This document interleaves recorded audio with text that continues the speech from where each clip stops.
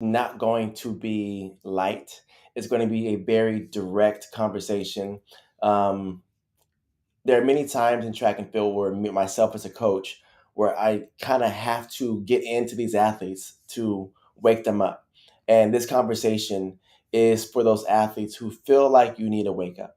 Um, I'm not going to beat around the bush. I'm going to just be honest with my opinions, thoughts, and feelings. If you feel in this conversation that what I'm saying affects you, whether it's a negative, positive, or whatever, it's designed to do that.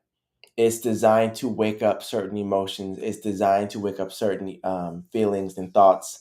It's designed to challenge you. And I will say this is directed towards the athlete. Coaches, it's good to hear this as well. But yeah, so this is the time frame where some athletes, as we get towards the middle of season, when we get towards like these pep talks, right? So here it is. Okay. So the reason why you're not winning, it's multiple pieces. There's a lot of reasons why you're not hitting the marks you want to hit, the reasons why you're not hitting the times you want to hit, the distances you want to hit. There, number one is, I think, the most important, I believe, is the root of all this stuff. There are a lot of ideas that go around. Sometimes coaches say you're not working hard enough, you're not stretching. Those are all good. But the reality is, sometimes you're just blocking your own blessings. Sometimes you created this belief system that doesn't allow you to perform at a high level because you don't believe you deserve it. So, one of the reasons why you are not performing at the level you want to perform at, the reason why you're not winning, is because you genuinely don't believe that you can. This is internal. So, I'm gonna give you an example. Um, in my childhood, my biological dad left when I was one. I was raised by my dad, right? And he was there physically, not emotionally. As I've grown to an adult, I spoke to him about these things, and I give off a persona of, I know what I'm talking about. I'm good. I don't need your help. And because he received that at a young age, he felt that I didn't need the support. So he gave me what I was looking for. And if I'm showing that I don't need support, then he had no need to give me support, which in my mind, I was asking for support without being direct. And then that led to him not being the person that I felt that I needed when I was a child. That makes sense? Right. So at the end of the day, he was doing everything that he felt that I was asking for, because to be honest, he has given me everything that I've asked for, but I never asked for emotional support, even though I needed that. So, what that has done in my athletic career was, I don't ask for help. I didn't ask for help. I'm now learning how to ask for support. And whenever I would have hopes that he would support me, he would fall short because of this belief and system that I created in my head that didn't include him, right? So, what that did was, whenever I would compete at these big meets, I was competing to get there, to receive acknowledgement, to receive support, these things that I was missing as a child. And when I was in these competitions, I wasn't really there to win. I was actually there to receive his attention. So I would be at these meets and I would do really well to get there, but then get there and fall short. Then this created a habit to where I believed that I would always fall short of something that I really, really wanted. Now, fast forward to high school, to college, to pro, I was always falling short because this was my way of thinking. This was my belief system. Well, now after sports, after pro track, I'm now assessing this and I see what's going on, but I can't go back in time. So, my conversation to you is, deal with your inner shadows, deal with whatever traumas you have experienced in your life. Trauma doesn't necessarily mean that you have like these bad things that happen to you. It could be that your batteries in your phone died one time. Now you don't trust your phone batteries because you get what I'm trying to get at, right? So many times, this generation, you guys who are listening, are based on comparison. You see yourself, then you see someone else. If that person has something that you don't have, you compare yourself to them. Then you say, well, I don't have that, so I must not be that. And so, excuse me. And if you're in that space, now you're saying, well, if they have these marks, then I don't, they're better than me. The reality is that's not true. That's not true at all. So many times with Leaf Squad, we'll develop them to where they're at this national level. But mentally, they're not ready for national competitions because they have these marks and they don't understand how good they are. And they're saying, well, I'm not as tall as he or she is. And I'm not, I don't have those marks. It's like, yeah, but you're at nationals. You qualify for nationals. You're just as athletic as they are. You're just as good as they are. But they don't believe that because they're looking at them, but they don't see themselves the way that I see them. So what's hurting your performance and the reason why you're not winning is because you don't believe in yourself. If you don't believe in yourself, then you're wasting time. You're wasting your own performance. You're wasting your coach's time. You're wasting your parents' time. If you go to a track meet and you're like, I'm just here, like I'm just here, like I made it, then don't compete to win. Just compete and go home, right? Or don't pay all this money to fly to New York or to Nike Nationals or all these track meets if you're not expecting or expecting to either win or perform at your best ability. It's a waste of time. Your parents are spending a lot of money to put you in certain situations and create opportunities for yourself. Don't waste their time. So the first thing is understanding that you are good enough for what you're doing. You are supposed to be on varsity because you worked your butt off. You're supposed to be at Arcadia. You're supposed to be at nationals because you work your butt off and you work hard and you are deserving. Believe in yourself. If you don't, you're not winning and you're wasting your time and others' time. 100%. Okay? The next thing is your environment. Your environment is the reason why you're not performing at the level you want to perform at and the reason why you're not winning. I went to Valencia High School, the one in Orange County, right? Southern California. Um, and the mentality there was let's win league. Let's perform at the best level we can. We won league, 20 times in a row or 10 times in a row. We were competing to win league, and that was my mentality.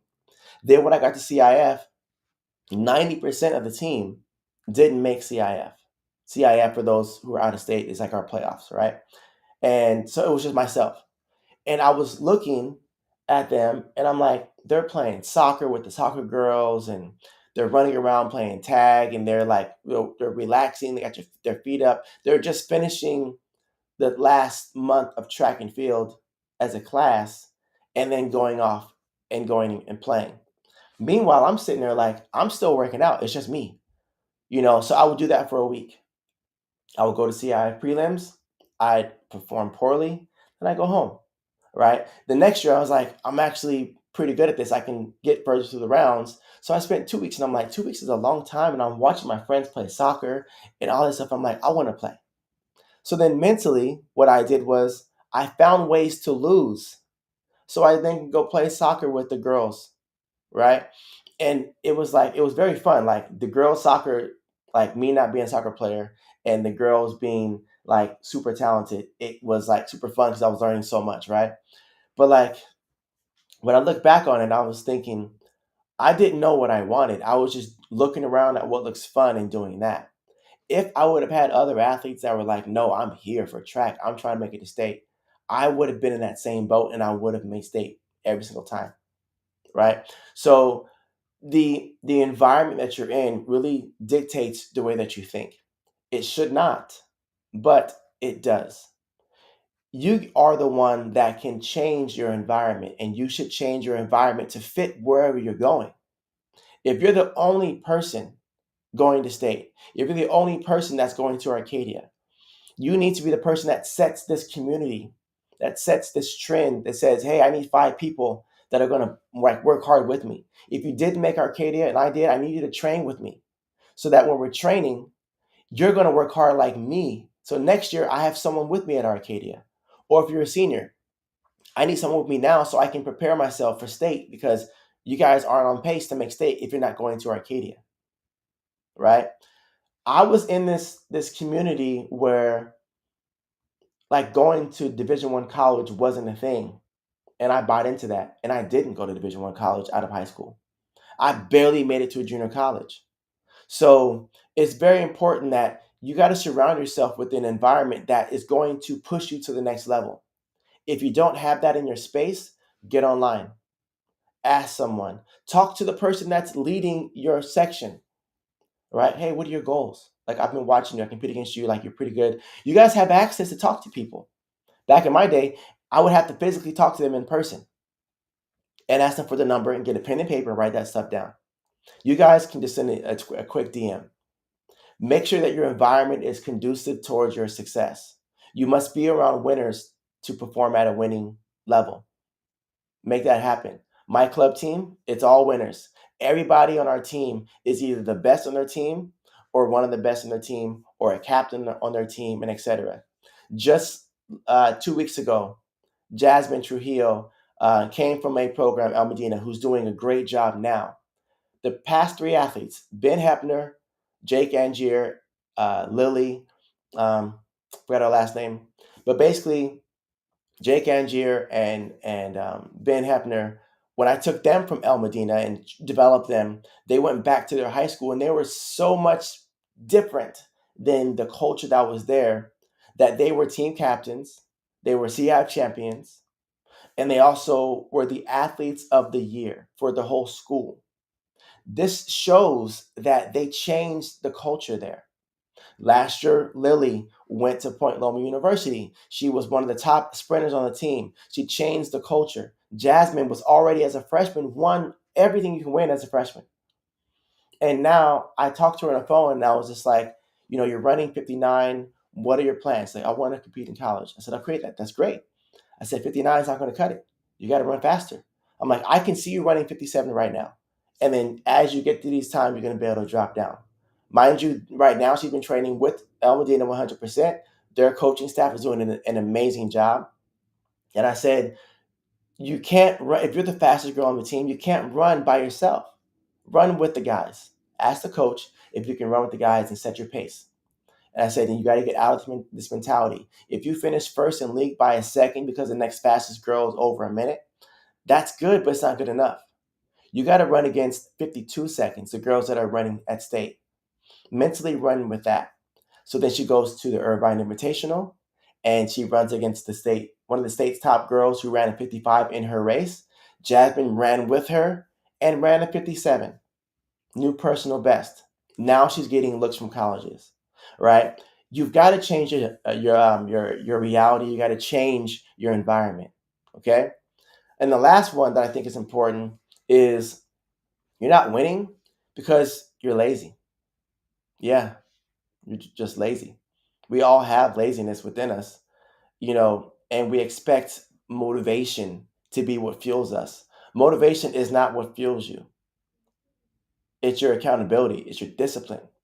I didn't want to get up every single day to train for 3 to 4 hours when I was pro. I didn't want to do that, but I knew that was part of my job description to get up, right?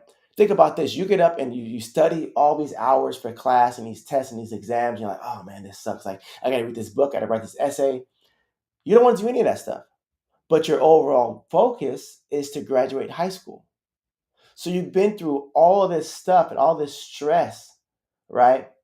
And spending money for SAT prep and all that stuff, whatever you guys do, right? Why?